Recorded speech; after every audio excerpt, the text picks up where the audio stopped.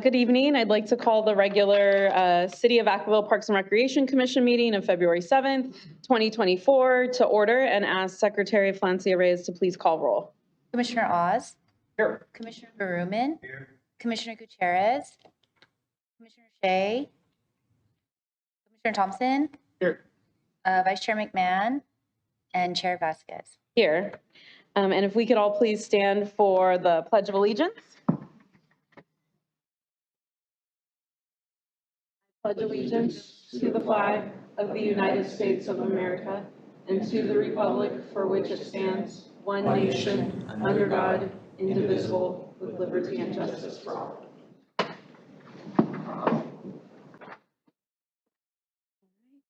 Thank you, everyone. So we'll move on to agenda item 3, approval of agenda. Everyone has had a chance to review it. Do we have any amendments or revisions to the agenda? Yes, Chair, for item 9A, Commissioner Shea is not here, so we might want to pull that from the agenda. Okay, great. Do I have a motion to approve the agenda as amended? I will motion to approve. Second. Okay, so motion by Thompson and second by Oz. All those in favor? Aye. And moving on to item 4, approval of the minutes. The minutes from the January 3, 2024 regular meeting were included in tonight's packet. Do we have any revisions for those minutes, or does the commission have any revisions? No? Okay. Seeing none, can I get a motion to approve?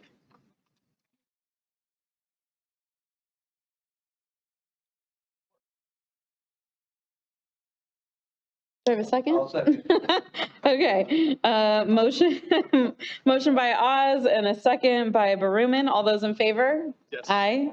Any opposed? Okay, seeing none, the minutes are approved. And we'll move right along to agenda item 5, interim director, Megan Smith, do we have, or have we received any communications for the commission tonight? We have not, Chair. Okay, great. Thank you. And so we'll move right along to agenda item 6, presentations. And we have none.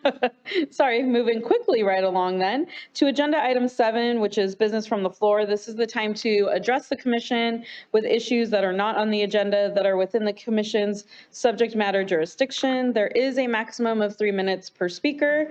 Does anyone wish to address the commission tonight regarding a topic that's not on this evening's agenda?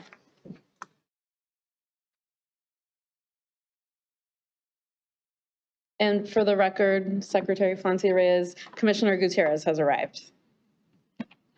Good evening. I'm Tony Smith, and there's just a couple items I wanted to bring up. And one of them, the plan, I know that the plan's this Saturday for Centennial Park, and they have the meeting and all that. I won't be able to make the whole meeting, but I just wanted to touch bases with the Parks Commission on that. Is I would like to see in the design, maybe the area in the back is kind of a seasonal wetlands, you know, the area by the canal, Puget South Canal and the airport. It'd be nice if they would left that as a kind of a natural part of the park. You already have the dog park there and the baseball fields, and I understand all that. And I know Hugh Hesterman's doing the designing, but it'd be nice to leave that back section maybe as a seasonal wetland kind of a thing. Because there's an overflow there and it's kind of drainage, and it would be nice if it was, yeah, I mean, there's some wildlife back there and a few things. It's kind of seasonal because it fills up with rainwater, but it'd be nice to have some natural parks instead of all these multi-use parks. That's my opinion anyway. So I just thought I'd say that. One more item is I coach pony baseball at Keating Park, and it's, you know, I mean, it's nice because we have all of Keating now. We used to share it with Little League. But this summer, there's a tournament. And last summer, we had the same tournament. We qualified for it the next 2 years. Teams come from Japan, Mexico, Southern California. They stay at the Hyatt. You know, they spend money here. It's a kind of a nice thing. And it would be nice if that was kind of more of a focal point for the teams, the entrance to the park, coming into the park. I know that it's state property. I've heard that over and over again. I know that, but the city of Vacaville has been using that park since it was built. You know, Keating built that park for baseball. And years ago, the inmates used to even umpire the games for us. So, I mean, and Ernie Chavez Field's out there. Ernie was a Filipino guy that was in the Bataan Death March, and they named the field after him, all that. So I've lived in Vacaville a long time, so I saw it when they built it. We used to play at Elm School before that. So it would be nice kind of thing to have the park fixed up a little bit. I know the city takes care of the lights, they do the mowing, they do the irrigation, but we do all the dragging, chalking, everything else on the fields, right? So I thought maybe I would talk to you guys about it, because the sign has been there forever. It looks terrible, the entrance.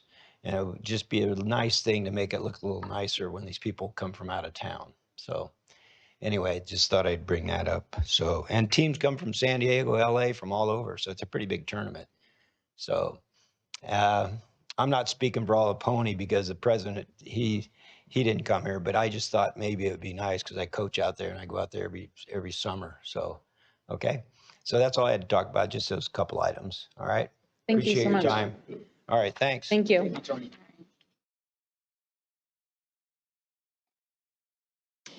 Okay. Any other items from the floor? Okay, seeing none, we'll go ahead and close business from the floor and move on to agenda item 8A. Interim Director, would you like to introduce this next item? Thank you, Chair. In keeping with the city's budget update process, we have a presentation of the mid-year operating budget for the Parks and Recreation Department by Eric Laro, our management analyst.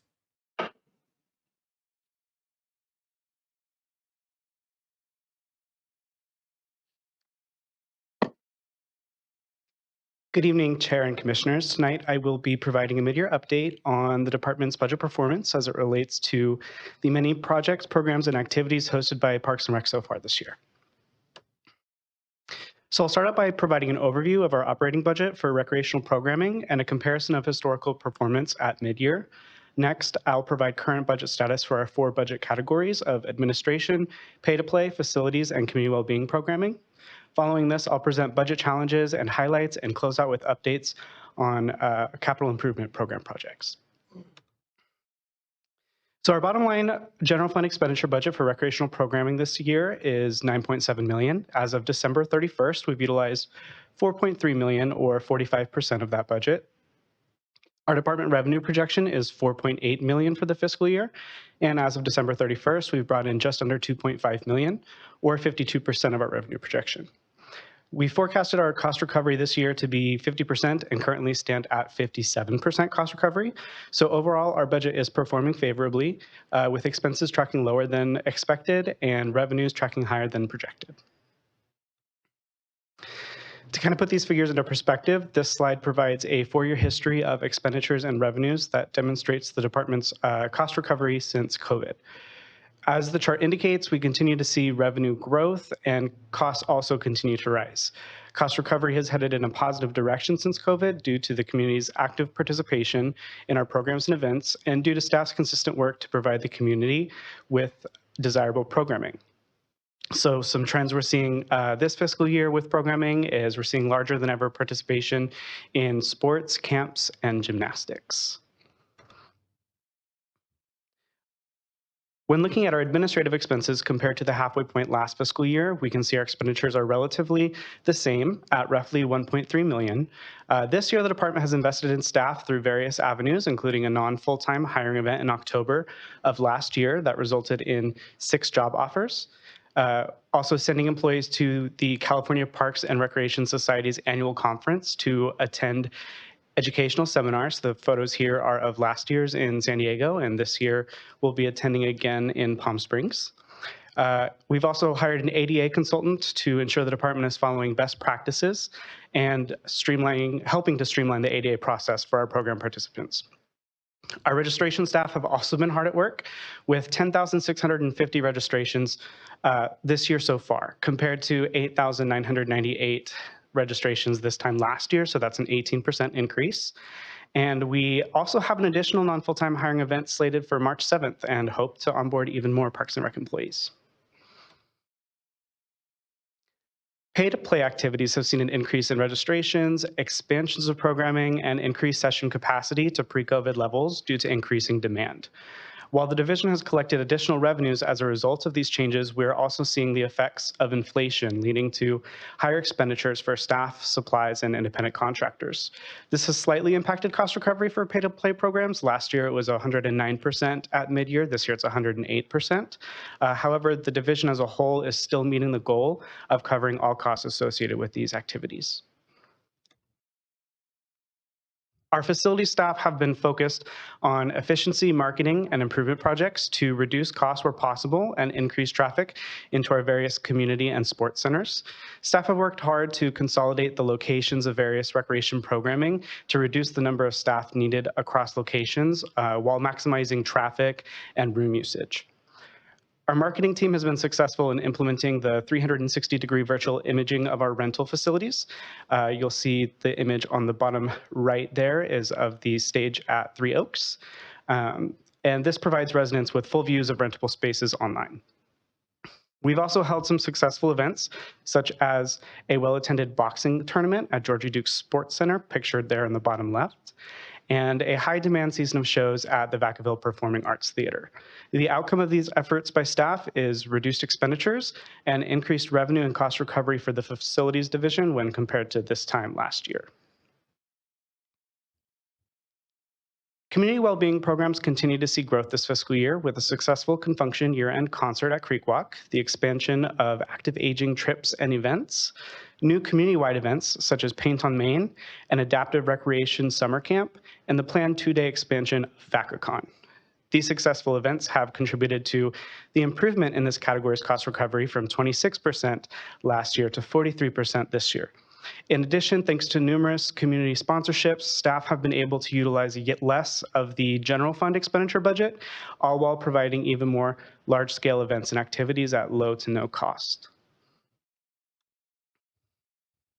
So to evaluate staff, instructor, and program performance, every recreation activity participant is sent a survey to provide feedback on how we're doing.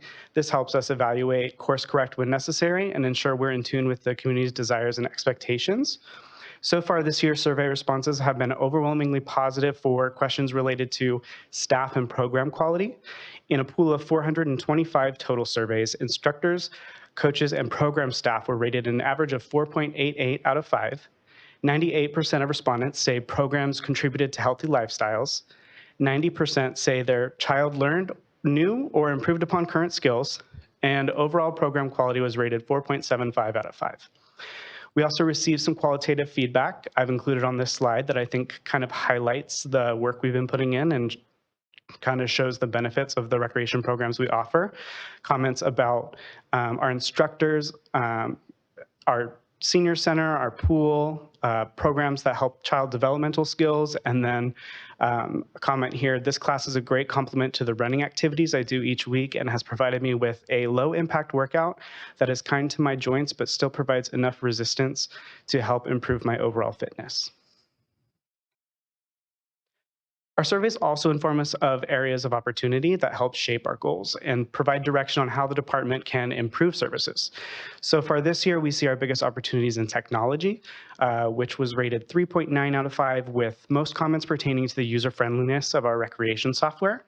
And respondents also rated our program space and facilities an overall 3.81 out of 5, with responses overwhelmingly asking for more sessions, more program availability, less wait lists, and more space to play. So the many successes of the department this year have not come without challenges. The rapid growth of our programming has made it more challenging to maintain service levels with our current number of full-time staffing. Right now, we're finalizing a contract with a consultant for an organizational study who will take a look at our staffing levels, identify possible gaps, and give us suggestions as to how we can improve upon that.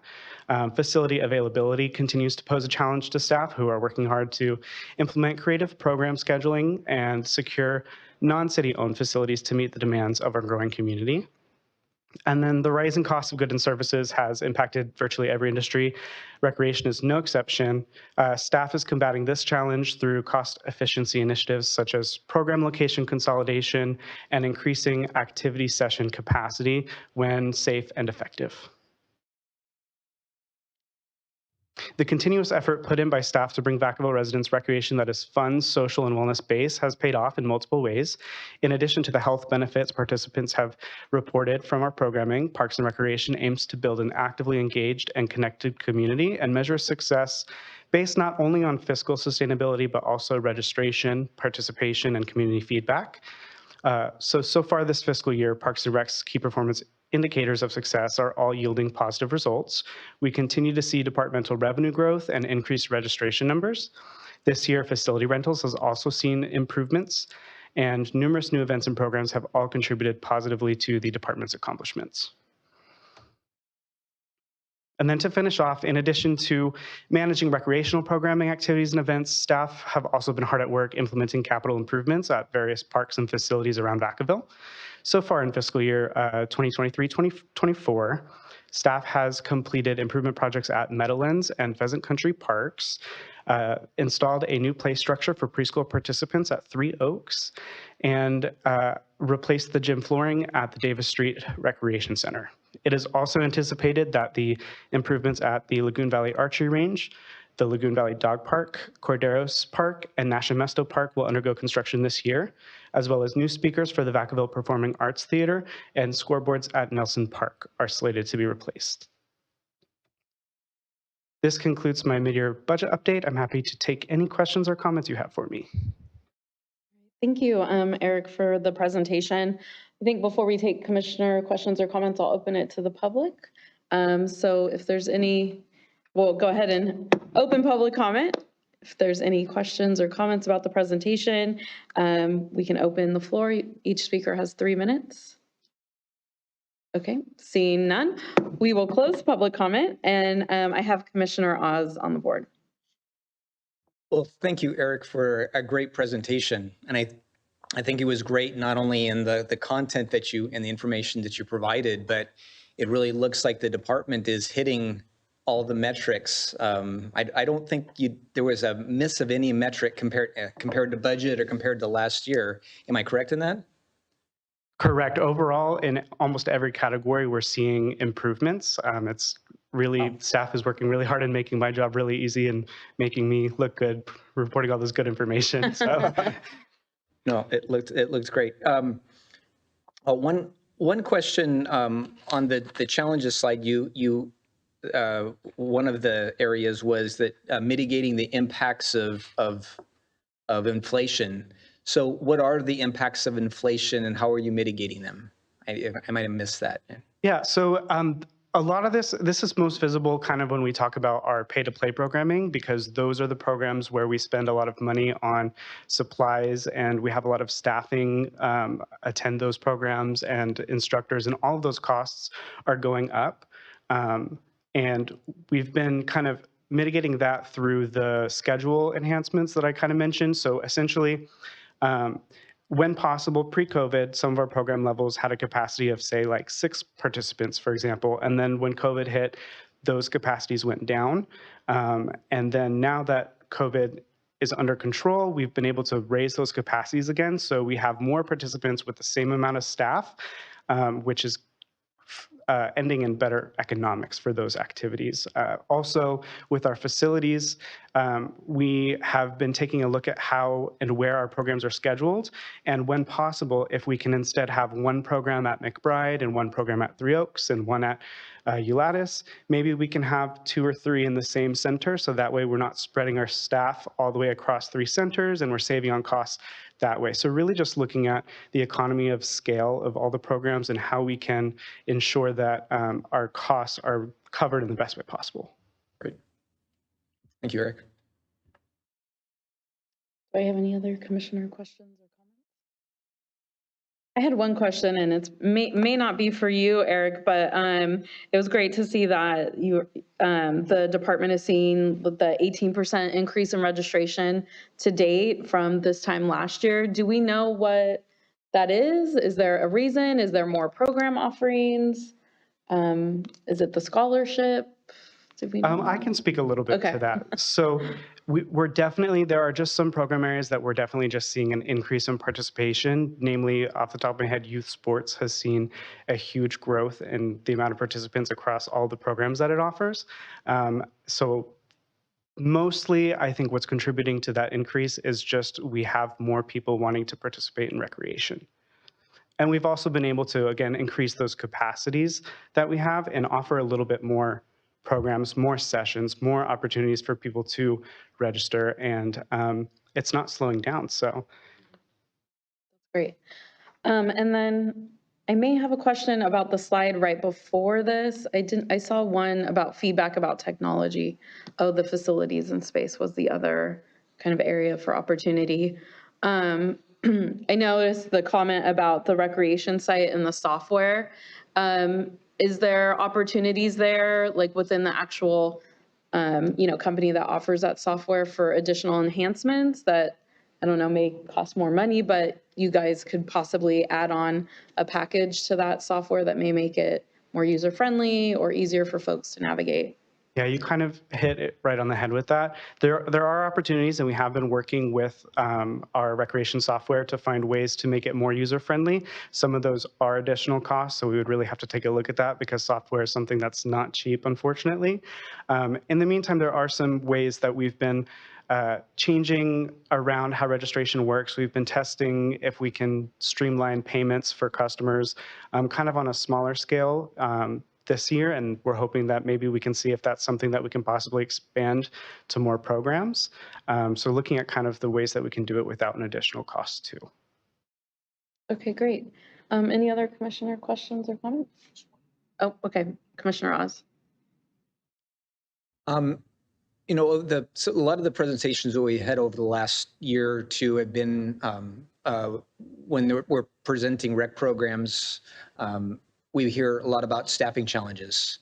How were those staffing challenges, in your opinion? Or we still have a staffing challenge? So I don't have a full view of every single program area, so I can't really speak to all of them, but I can say our staffing levels for non-full-time are probably the highest and most consistent they've ever been in the past couple of years, which is definitely good news. We do have this organizational assessment, this consultant coming in to kind of take a look at the services that we offer versus the staff that we have, kind of non-full-time as well as full-time. With all the growth that we've seen, there's maybe opportunities to have more full-time positions to help manage the growth that we're seeing as well. So we'll definitely have more knowledge when we're able to complete that study.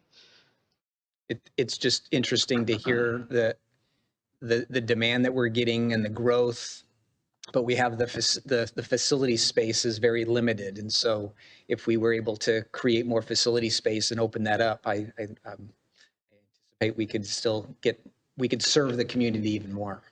Absolutely. I think that's our number one need right now is additional facility space. All right. Thank you. Okay, great. Thank you so much, Eric, for the presentation tonight. And we will move right along to agenda item 9, moving to 9B. We have an update from Commissioner Thompson on the Youth Sports Advisory Team. Yep, the Youth Sports Advisory Team meeting was held on January 25th, chaired by Jennifer Baker. We had representatives from Vacaville National, Vacaville American Little Leagues, and Pony Baseball. Unfortunately, there were no softball attendees present. I would have liked to have seen some softball and some soccer representative, but Little League is near and dear to my heart, so I did appreciate that. Super happy to report that we have over 1,000 registrants in youth baseball this spring. So that is, I believe that's a record. We'd have to go back and look at stats because this is a quantitative or qualitative, not a quantitative record, but I believe that is a record to my knowledge. Over 1,000 youth, baseball players. Unfortunately, we did not have softball numbers, but I believe their numbers are also equally as high this year. Jennifer did a great job going over deadlines, and league representatives are making appointments for keys and distributions and getting access to fields. Public Works reported that fields were ready to go, and they were supposed to be released on Monday. I suspect that the rain impacted that, and probably they were not released because they're a little bit flooded right now. But overall, everyone's ready for the season. Player rosters and all the deadlines are in. So season is about ready to get kicked off. The one big discussion item that I am personally following up on, the leagues were a little bit frustrated with, there was an increase in insurance liability requirements required by the city, and this is costing some leagues several $1,000s in increased fees for their 5 to 5.5 month season. So that's a pretty significant increase. Even with 1,000 players, it ends up being somewhere around $25 to $30 per player additional registration for their season. So there's some discussions that need to take place there, because I think we need to take a closer look at actual claims and how many claims have been levied in the last 5 or 10 years. I understand the liability and the liability concerns, respect that, but I think the city has an obligation, we have an obligation to look at how many actual claims have been paid out. So I agree to follow up on that, and we'll set up a meeting with Georgianne to follow up and discuss that in more detail. And that's it. All right, thank you, Commissioner Thompson. Any questions or comments from other commissioners? All right, thank you so much. Moving on to 9C Arts Advisory Committee, update from Commissioner Gutierrez. All right, the Arts Advisory Committee last meeting was on January 10th. I was unable to attend, but I'm going to read off the notes that happened during that meeting. We had committee member Salfidi that reported about the Creek Walk band selection, which I also participated on. It was a great opportunity. She just discussed how the bands were reviewed and how we scored, and the committee will make its final decisions after looking at the top 20 bands.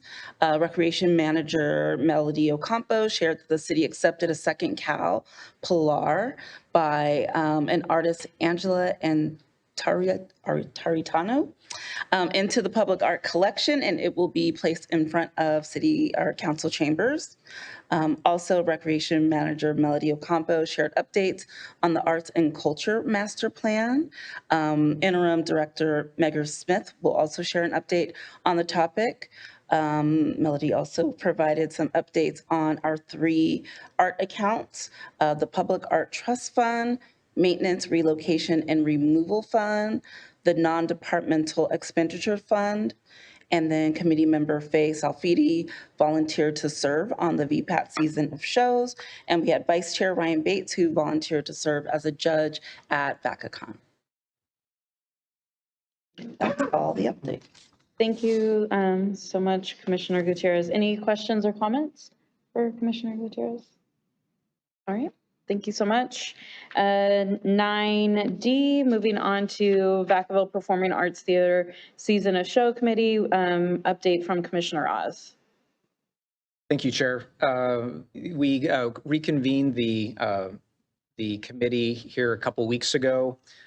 One of the first order of business, just for the commission to note that the name of the committee has been the Season of Shows Committee largely, and that's a little bit of a legacy, because at once the VPAT had a Season of Shows package that they used to sell. We've moved out of doing that, so we made the decision to change the name of the committee to the Show Selection Committee, just for the record.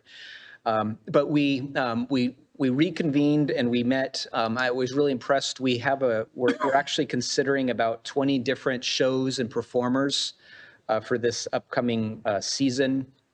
We did not make any decisions necessarily, but the committee is looking at all of those performers and shows and evaluating them, and then we're also seeking feedback from the public and other committee members on, are there any other shows or performers that we should consider for the upcoming season? And so once we do that, we're going to start really getting into the work at our meeting later this month to dive into the nuance of selecting those shows. So I would welcome the commission and the public, anyone else that has some suggestions for performers or shows to consider that they might have seen in other parts of the country or heard of. We'd be happy to look at them and evaluate them as well. So making good progress there. I just while I have the opportunity, I did want to just sort of highlight some shows that are coming up. Jim Brickman is scheduled for this Friday at 8 p.m. And so Jim Brickman is a best-selling solo pianist, and he's got a great show. So there's still some, it's pretty sold out, but there are some still tickets available. And as everybody knows at VPAT, there's not a bad seat in the place. So if you can get tickets, you're gonna have a great seats and a great time. Also, later on April 5th at 8 p.m. is a great conference, a great performance that I'm unfortunately going to have to miss. But Jimmy Vaughn and the Tilt-A-Whirl Band is scheduled to perform. I'm seeing a smile to my commissioner here. Yeah, Jimmy Vaughn is a blues guitarist and one of the founders of the Fabulous Thunderbirds. So that should be a great show as well. And then later and that's in April. And then later in this month, we have a couple tribute bands, tributes to Bob Seger and the Silver Bullet Band, and then ABBA. So some great performances coming up. But that's all I have. All right, thank you, Commissioner Oz. Do we have any questions or comments for Commissioner Oz on VPAT? The newly named Show Selection Committee. Oh, Commissioner Gutierrez. Question. So if someone did have a suggestion, what would be the best way for them to submit that? City or myself, Okay. and we can. Awesome. Is there any deadline, or just if someone thinks of a great show, that would be a great contribution? No deadline, but I would say preferably, I think our next meeting is February 28th. Okay. So we'll start to consider those and start weeding them down. But we could still consider stuff in March or April.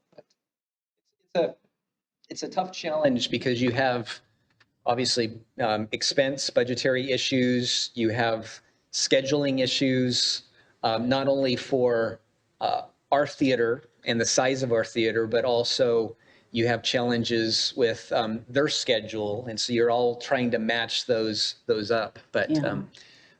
So sometimes a right performer, the right budget doesn't work out because we just can't get it scheduled and there's conflicts. But so that's a lot of the work that we do. But Tracy had a comment.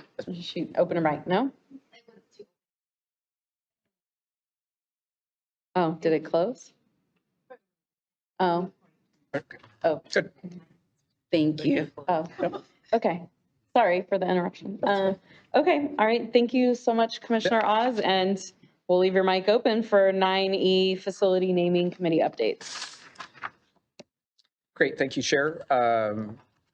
So as you know, at the top of the year, well, we convened the Facility Naming Committee last year, and we held our first meeting. And at the top of the year, we worked with staff to send out a pretty comprehensive outreach plan to notify the public that this committee had been formed and that we were taking applications to name a number of park sites that have yet to be named. And so in early January, the staff sent out really a great blitz of the community on social media, the city's website, city emails. It was actually quite comprehensively sent out with the list, a map and a list of those park sites that are subject to consideration for a new name, as well as a QR code for them to complete an application. And I'm really pleased with our outreach. As of today, I'm informed that we've received close to 100 applications for naming of approximately eight different sites. So like the Roberts Ranch site, we've got about, let's see, I'll get you to use the updated ones. Yeah, Roberts Ranch, we have 14 submissions. the Brown Street Center, and then also the park, we've received about 20 submissions. The Vanden Meadows park site has received 25 submittals. North Village, that park site in North Village has received 8 submissions. And then between the 2 parks in the Green Tree development have received a combination of 22 submissions. So quite pleased with the response. And I was looking out for it, but I wanted to just compliment the city. I mean, I saw in numerous different ways in the paper, on the website, it was very widely publicized. And so I think that really speaks to the power of our ability to get the message out and get some responses. So I'm really pleased with that. So the schedule is that the cutoff for submittal of an application was, we set a date of February 5th. Now, I would think that if an application came through, we could still consider it, and maybe even we're going to be holding a meeting as such. We could probably take last minute submittals, but for the most part, I think that this is a good batch. But we are now gathering up all of those submittals, and then the committee is going to review them, and then we have a committee meeting scheduled for Wednesday, February 21st at 5:30 p.m. at the McBride Senior Center, where we plan on taking public testimony on all of the facility name submittals, and then making sure that they're also compliant with the city's naming policy. And so that'll be part of the process, but we wanted to take public testimony. We invite the public to attend because we want to really feel free to attend and advocate for your name. And then we hope to, out of those submittals, and we hope to be able to have at least 3 names for each facility to bring back to the commission at our March meeting for consideration. And then the commission then will take those names, and we need to provide 3 names to the city council, and they will make the final determination. And then as we bring those forward, we'll have those in priority order, so we have some indication of what the top selection was, but we want to at least give the commission and the council a number of different names to consider beyond the top one that we select. But that's all I have. I'll defer to the other committee members if they have any other feedback on that. Really excited to review the submissions and excited to have that many. So it's really great. Participation. Any commissioner questions or comments for Commissioner Oz?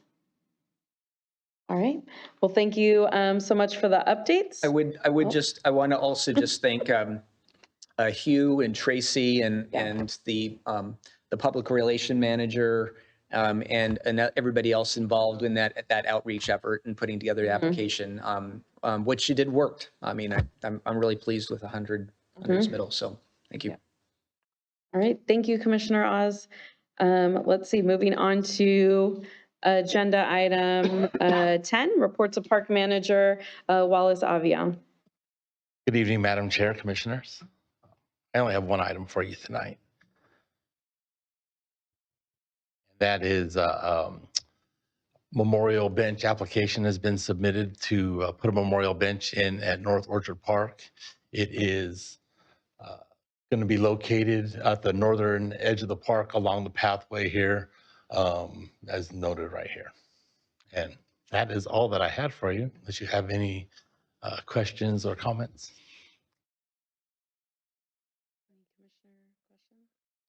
Commissioner Oz. Who else is so it's an application somebody purchased the, Somebody has purchased the bench, and it's been submitted to Parks and Recreation for review, and they've said it's okay. So we'll move forward with putting the bench there. great, okay. Any other commissioner questions or comments? All right, thank you so much, Wallace, for the update. And we will move right along to agenda item 11, reports of Park Planner Hugh Hesterman, who will give us some park project updates. Good evening.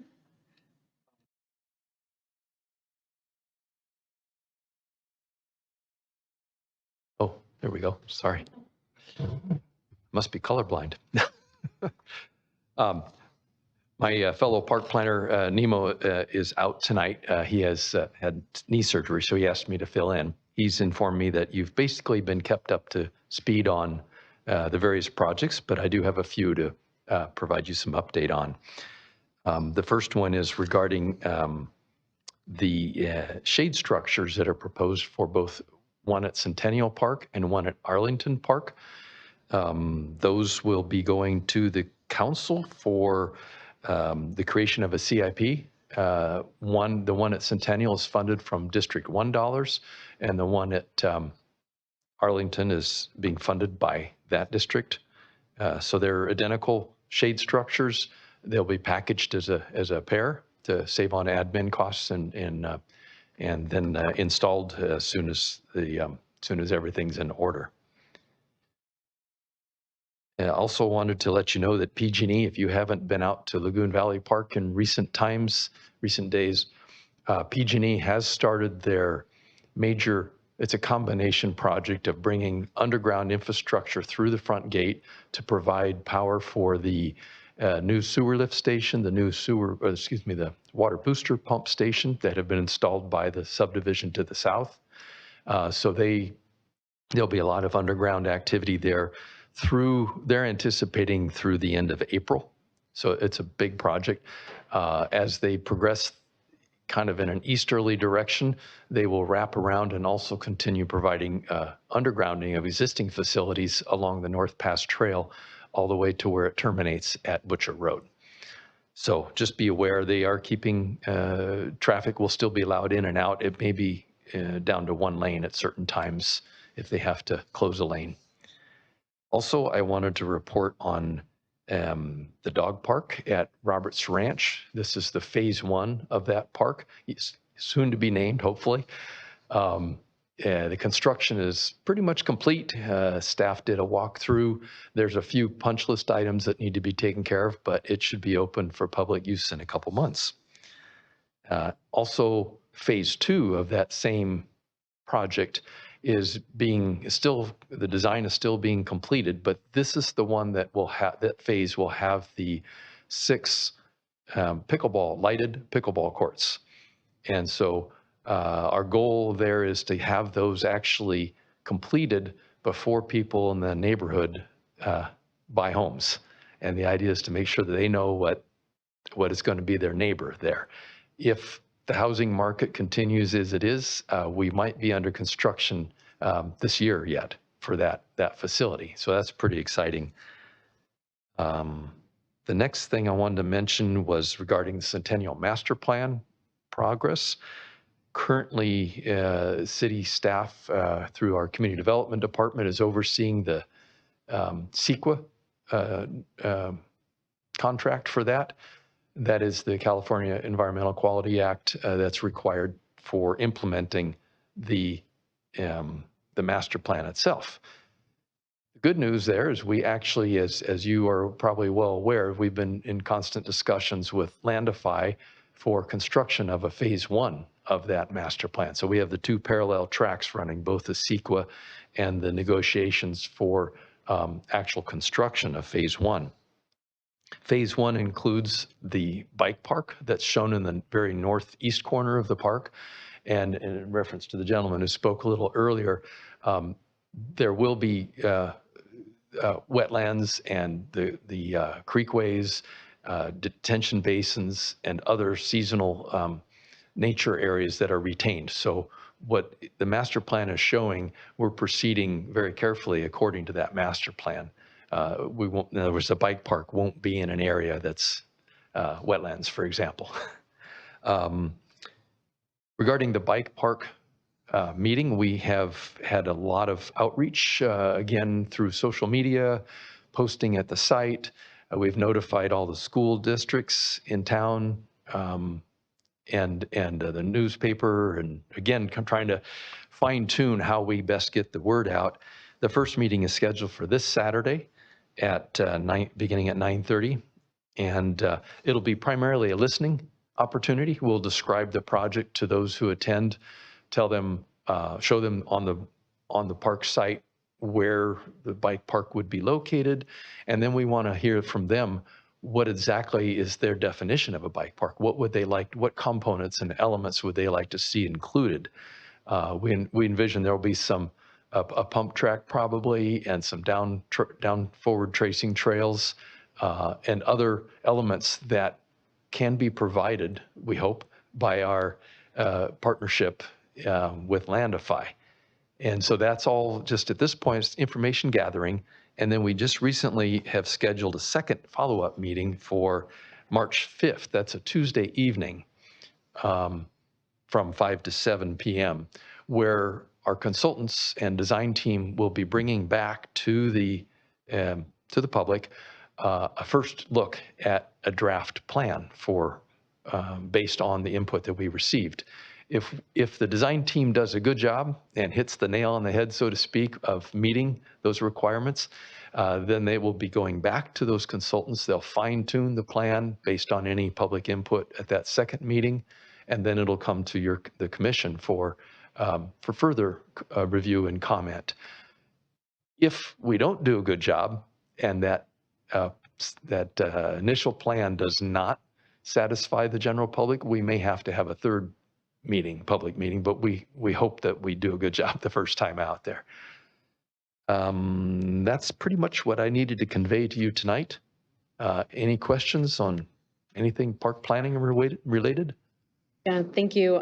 Thank you, Hugh, for that update. I definitely saw the messages come through the school board or through the school district, so that's really, really great. A good opportunity, and hopefully, it garners the interest that we want, right? We want to hear from the kids who will actually use the park. And as we know, and probably folks have seen around town, a lot of the kids bicycling through the streets, not very safely. And then obviously there's been a lot of chatter on Facebook about it too, or social media. But I'm wondering if there's an opportunity in the timeline to include a second listening session on the other side of town, maybe somewhere, near Wilsey Wood, or I think, just to provide an opportunity for possibly kids from that side of town to attend, and maybe do another outreach. I think one, it may depend on how many kids we actually get at going out to McBride, but they do tend to bike around Andrews Park and downtown. So hopefully we'll get some of those kids that, like to bike, attending the listening session and giving feedback. But I do wonder if there's some flexibility in the schedule to maybe offer an opportunity on the other side of town for kids who live on that side of town and can't bike all the way across town to McBride to possibly give feedback. I wouldn't rule it out. We're trying to keep to a fairly tight schedule in terms of having the CEQA project process be completed roughly at the same time as we terminate the bike design process. Would you think, at this point, we haven't yet scheduled a room for the second meeting, which is when we anticipate coming back. Would you suggest that we try to find a room on the south side of the freeway? McBride is fairly centrally located in the city, being downtown. At this point, we could flex by trying to find a public space, I don't know where, maybe Three Oaks. Yeah. Lattice, Three Oaks. Yeah. Yeah. Would that satisfy for what you're suggesting? You mean changing the location of this one? No, changing the location of the second one. Of the second one? Yeah. I mean, I guess, I think as long as it would, and like, because it is a listening session, right? And you said the March one is a follow-up, so it sounds like they'll be bringing and presenting. And so I think, I mean, as long as there's opportunity for feedback to still be incorporated, or ideas, I mean, I think I don't know, I just think it should be, maybe we should consider sometimes the other side of town, and gathering kids' feedback from that. Well, I can certainly try to find a space on Yeah. the south side of Yeah. the freeway, if that's what you're referring to as Yeah. being the dividing Yeah. line. Yes, the freeway. Yeah. 88 versus 87, right? Yeah. Or Yeah. Yeah. a Zoom meeting. A Zoom. Oh, yeah. Incorporating a Zoom listening I mean, session. I hate to go back to COVID era times, but it does allow people Flexibility. flexibility from. I apologize for interrupting, but if you could get the mic on for the benefit of the listeners. Thompson. Sorry. It does allow flexibility, and I'm speaking out of turn, so I apologize for that, but it does allow flexibility for, location, distance, children who can't travel or teenagers who can't travel. That would be a use of technology. Well, maybe, I think it may be too late to set that up for Saturday, For sure. but we are intending to continue to accept feedback during the interim period, and they can always contact us through Rec Info via email or a text or something, and that could come from anywhere. Right. It doesn't matter where you live or where you are. So that we could, we intend to announce that will be available for people who have, some folks at the first session may also have an idea later in the week and say, oh, I wished I'd mentioned, X, Y, and Z, and they will then have a way of contacting us for us to consider still at the very early planning stages. I'm going to go ahead and leave Commissioner Thompson's mic on. He had a question. Since I spoke out of turn. No, that's a I good had idea. two minor questions, and one was about the bike park meetings that you talked about for Centennial. That is exclusive to only the bike portion, phase one, has nothing to do with any of the other phases or anything else with the Centennial Master Plan, for clarity. That's correct, yeah. We will, I will put a little bit of a caveat in there, is that the funding for construction of the bike park will necessitate us to also begin work in the Great Meadow. But we see that as being a very different clientele for the most part from the folks who are really interested in the bike park portion. Okay. I just wanted to be clear on the focus of those, of your meetings. Yeah, we're trying that was my to stay very focused on the bike park. I think that's great. Yeah. The other question I had was the shade structures at, you had mentioned, and maybe this is too much detail, the shade structures at Centennial and Arlington parks being identical, but I understand that Arlington necessitates a slightly different configuration. Am I mistaken in that, or has that not been determined yet? Maybe I'm going into too much detail. Yeah, I don't know. Okay. My understanding was it was the same product. Okay. Maybe there's a slight dimensional difference. Okay. I don't think I mentioned in my report that both of them at both parks are on field 3, which is a lit field. Okay. So if that makes any difference. That does help. But the idea is to shade the stands. Yep. Yep. Okay. I'm again just trying to get some clarity on some detail there, because my understanding is that the Arlington Park does require a little bit extra engineering or something. It may be the same general product, but if it requires extra engineering, it may impact the budgetary consideration. If so, I'm not aware of that. Okay. But in every case, there's always incidentals that will need Sure. to be covered. Yeah. Okay. If damage is done in the process of the excavation, it's about the manufacturer says it is about a 5-day at the most installation project. So it's pretty simple. Drill 2 holes, put the posts in the ground. It's a cantilevered type of structure, and then after it sets, then install the shade. Canvas or whatever material's made of. Okay. Okay. Great. Thank you, Hugh. I appreciate the clarity. My pleasure. All right, thank you, Commissioner Thompson. Just to follow up, sorry, not to badger or belabor the shade structures. So they're not freestanding, they're going over I guess I thought I had heard in the past that they were going to be freestanding structures just in like a vacant space in the parks, not, Yeah. but they are going to go over stadium seats? Correct. Oh, okay. So yes, you are absolutely right. Originally, the concept was just to provide some shade in the park. And I think we're talking Centennial initially is where that question came up. And then the leagues said very strongly that they want the shade over the observation bleachers, basically. And it is a self-supporting structure. So it's a cantilever. It has 2 posts cantilevered out. It does not require it to touch the bleachers at all. The bleachers could be removed, replaced, whatever, and it'll be all self-standing. Great. Awesome. Thank you. Any other commissioner questions or comments for Hugh? I have Commissioner Oz. Just a couple more on the outreach of the upcoming meeting for Centennial Bike Park Design. I thought I heard you say that we reached out to the school districts. I was just curious if we know how the school district gets that information to the students. Parent Square. Right. Okay. So we're Parent Square confident. and Student Square. Okay. I don't know if all the school districts, like Travis, I don't know if they use the same software or not. And then on the shade structure for Arlington Park, I wanted just to clarify, did you say that was funded by District $6? Correct. Great. Okay. Yeah. Thank you. Yeah.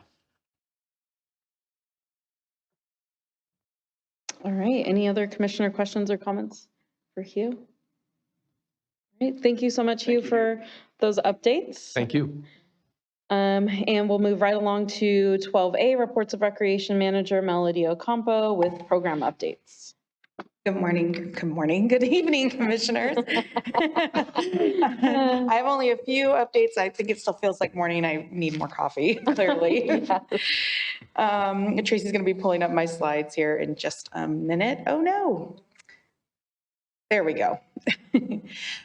All right, so I know that you have seen these photos before, the new flooring that got started at the Davis Street Sport Court. So as you can see, the before and during, this project started just last month in January. And if we go to the next slide, you can see that it is completed. We are just wrapping that up as of last week. They look beautiful, and we are just really excited to get our players back out on these beautiful new courts. They're definitely a nice little gem in that facility. Next slide. In your mailboxes, just a week or two ago, you should have received your spring summer camp events guide. It's available online, as I mentioned, in your homes and at your local community center. You see these 3 lovely ladies from our active aging program, so we wanted to feature them on the cover here. And one note is that we do have our summer camps inside to get everyone ready, thinking about summer. Where are their kids going to be spending their summer weeks? And that brings me to our next slide, the Recreation Expo. So check out those events guides, start planning your summer camp and where the kiddos are going to go at the 2024 Recreation Expo. Families can get 10% off. So this is our big discount that we offer every year. This year we are a Through the Ages theme. So all of our program areas, our aquatics, our camps, our contract classes will all be decorated out in different eras. Come out to the Ulatis Community Center, March 2nd, 8 a.m. to 12 p.m. We're going to be working on a new, more efficient registration flow. So kind of taking numbers, allowing people to spend more time congregating and meeting with our different instructors and staff, and then less time kind of waiting in line to get into that registration area. So we'll be guiding people through that, and excited to just connect with the community and get them out. And again, take advantage of that 10% off. You can really save quite a bit when you've got multiple kids and multiple weeks of camp that you're trying to make sure they have something to do during the summer. And then lastly, our youth recreation scholarships, those are still available. We are accepting applications now, and I am highly encouraging everyone who is eligible to get in their applications immediately before the Recreation Expo on March 2nd. We want to make sure that folks are approved before that date so that they can take advantage, use their scholarship allocation at the Rec Expo, make those dollars go a little bit further with the 10% off. And that is it. I'm happy to take any questions. All right, any commissioner questions or comments for Melody tonight? Thank you. Yeah, I do have one question. I don't know if it's a comment or a question, but I don't remember who. I was talking to somebody about the flooring at Davis Street. And they had said, well, has the city ever considered maybe converting another space of, the facilities to, to accommodate the basketball program, right? And so I don't know if that's ever been considered, maybe like, I have no idea recreation or specific court sizes or anything like that, but has it ever been considered to maybe use like a Three Oaks just to get more kids into the program, or Lattice? I'm trying to think of other spaces, but I don't know if that's ever been considered. It's definitely an idea. I will say we have considered just a temporary use, especially this past season with the flooring. And I think it's something that we could make note of and explore. Yeah. I think just to try and accommodate more kids who want to play. If I could just tag on to that real quick. The other facilities that we have, Three Oaks, Lattice, McBride, they're also heavily programmed, but it's really hard to like make space in them for other programs. So we're always looking at other options though. Yeah. All right, thank you so much. Oh, Commissioner Gutierrez. Yeah, to tag on to what you were saying, is it a possibility to use some of the outdoor space, specifically for basketball? Because I know my kids are basketball kids. It is very limiting and I know the wait list continues to grow for that sport, but a place that's like recently been resurfaced, like at the Meadowlands. And I know right now at the Duke, we're still using like that manual scoreboard. So I would think we would be able to bring something like that to an outdoor space like at the Meadowlands. And plus that would service also that side of town as well, since the two gyms are on this side of town. Could that also be an option or something just to even think about? Certainly explore that. Thank you so much, Melody, for those updates. And we will move right along to agenda item 13A, reports of the interim director, Georgianne Megger-Smith. Madam Chair, I just have a couple quick updates for you. Wanted to share that the contract with Design Local for the Arts and Culture Master Plan has been executed.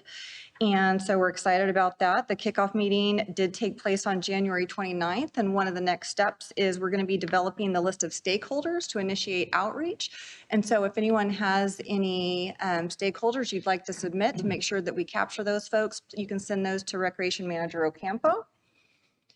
And then Eric actually touched on the department organizational assessment that's going to be happening. And so we're also happy to report that the contract with Matrix Consulting has been executed for that. And we are in the process of scheduling a kickoff meeting with Matrix. And so just Eric touched on it, but it really is going to come in and assess the current state of the department and the organizational structure, the staffing levels, budgets, operational practices, and they'll be looking at those and comparing them against industry best practices, National Parks and Recreation, and CPRS levels, and comparing also against comparable communities. And so then providing some recommendations to make our already great department maybe even better. So we're really looking forward to getting that process started.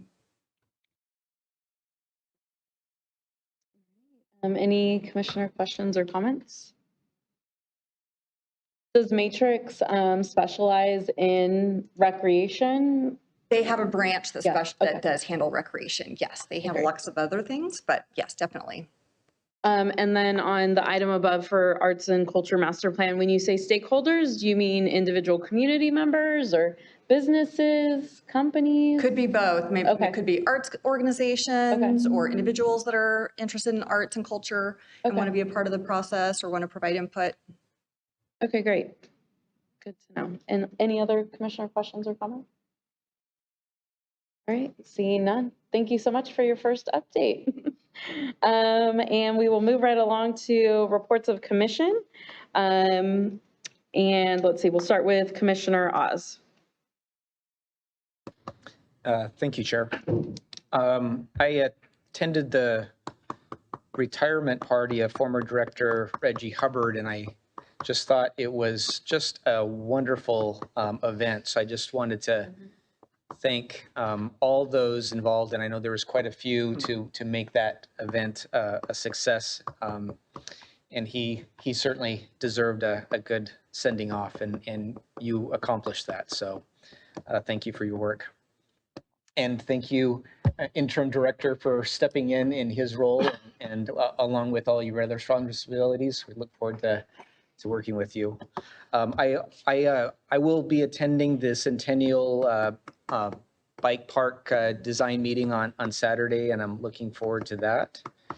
I also attended the MLK celebration here last month and left very inspired. And I just wanted to give a shout out to Commissioner Gutierrez for all of her fantastic work and all of everybody else that was involved. That was a really wonderful event. I actually left very inspired, motivated, and I'm sure I'm leaving out some other adjectives, but it was what a great event.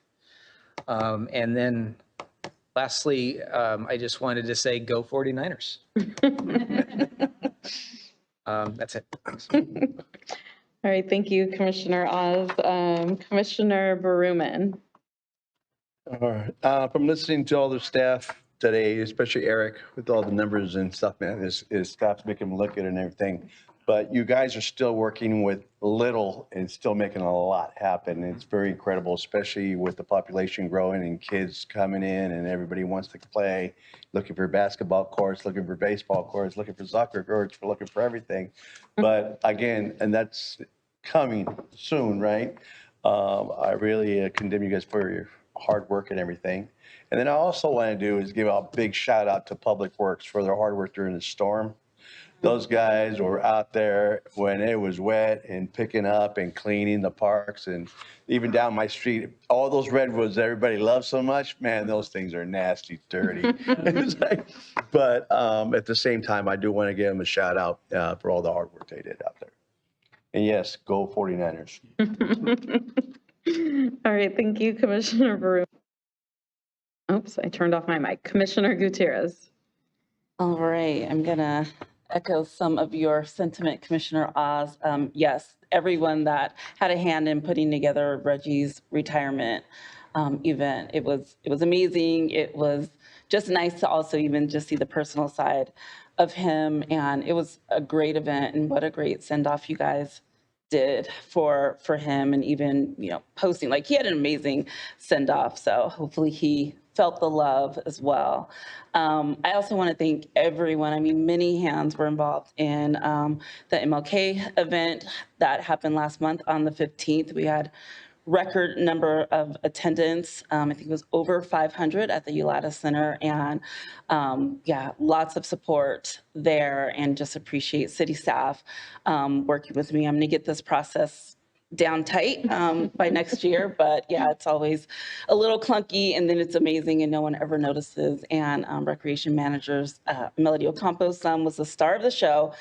We received so many messages about that, so thank you for sharing your little one with us. I don't know whose brainchild this is, but I'm always impressed with what you guys are sharing on social media. And just recently I saw the little basketball player Zion, and just saw his story about he, is recovering from cancer or has it, or something. I don't know. I could barely read it through my tears, but it just puts a personal touch to, why we do what we do. It's important for these kids to have these activities. And when you hear the stories behind some of these children and how these activities are affecting their life, and they are facing some tremendous obstacles in front of them, like cancer. And I think he plays in the 1st and 2nd grade division, little tiny, super cute little boy. But yeah, it just, again, puts, a human face behind why we're here, why we support these programs. And I just appreciate you guys putting those stories out there to remind us about that. And I just hope to learn more about, all of the people who are benefiting from the services that we provide. All right, thank you so much, Commissioner Gutierrez. I have Commissioner Thompson next. Yeah, I want to give a shout out to Public Works for not only the work that they did during the storm, but also getting the fields ready. Hopefully we get through this next storm and then have some sunshine and some baseball and softball and outdoor recreation and sports. So I'm looking forward to that, and having all these kids, at least my kids, get out of the house and do something outside and get some exercise. So thank you everyone for all a great job. Looking forward to that. So Public Works definitely pulled through. All right, thank you, Commissioner Thompson. I just have a few updates too. I was also able to attend Reggie's retirement party, and it was just really great. Like Commissioner Gutierrez said, to see kind of the personal side. Like we see you all kind of in your, in your work capacity, and so it was just really great to see the Parks and Rec department kind of like wrap their arms around Reggie and say, thank you so much, and go and now spend time with your family and do all those extra things that you want to do. And welcome, Georgianne, to our commission meeting. And thank you so much for serving in the interim role for however long that may be, because it sounds like you're still doing your other duties as assigned on the assistant city manager side. So we appreciate you being here and helping guide the Parks and Rec department until they fill the director position.